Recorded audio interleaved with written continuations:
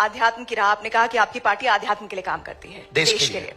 लेकिन बहुत सारे राजनीतिक पंडित हैं जो ये मानते हैं कि आप हिंदुओं को जोड़ने के नाम पर बीजेपी को फायदा पहुंचाते हैं, क्योंकि बीजेपी अगर हिंदू जुड़ जाएगा तो बीजेपी के सामने जो दूसरे विरोधी पार्टी हैं, जिसमें एमवाई समीकरण की वो बात करते हैं, पीडीए की बात करते हैं, वो समीकरण ही ध्वस्त हो जाएंगे। क्या बाकी पार्टियों में हिंदू नहीं है?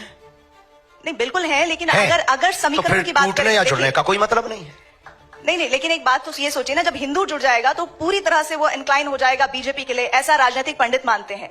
राजनीतिक पंडित तो कुछ भी मानते हैं, मौसम का अनुमान है, वो तो चलता रहता है। पर हम एक प्रार्थना आपसे बहुत निवेदन करें कि हिंदुओं के जुड़ने से किस पार्टी को फायदा होगा या किसको घाटा होगा, हम ये नहीं कह सकते। हम ये कह सकते हैं बहुत दावे के साथ में कि इस देश में सभी पार्टियों में लगभग हिंदू हैं, और वो सभी पार्टियों के लोग अपनी अपनी पार्टी के प्रति कट्टर हैं। तो हम यही कहेंगे, हमारी अपनी विचारधारा है। अब हमसे किसी और की विचारधारा मिले या कोई ऐसा बनाए, आप भी ऐसी एक पार्टी बना सकती हैं, आपको फायदा हो जाएगा। हम किसी को नुकसान के लिए या फायदे के लिए कर ही नहीं रहे, ये हमारे यहां ऑप्शन ही खत्म।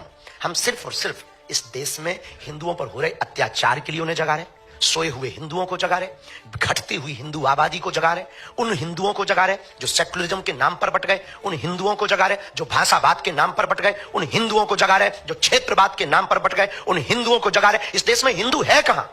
या तो ब्राह्मण है, या क्षत्रिय है, या वैश्य है, या गुर्जर है, या जाट है, या बर्मा है, या शर्मा है।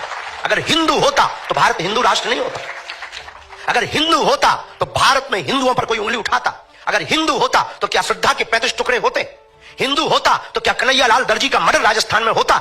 हिंदू होता तो क्या पाल घर में संत मारे जाते? हिंदू होता तो हिंदुओं की आस्था का प्रतीक रामायण को जलाया जाता? अगर हिंदू होता तो हिंदुओं के रहते हिंदुओं की पार्टियां हैं इस देश में, गाय माता काटी जाती, बूचड़ खाने जलते।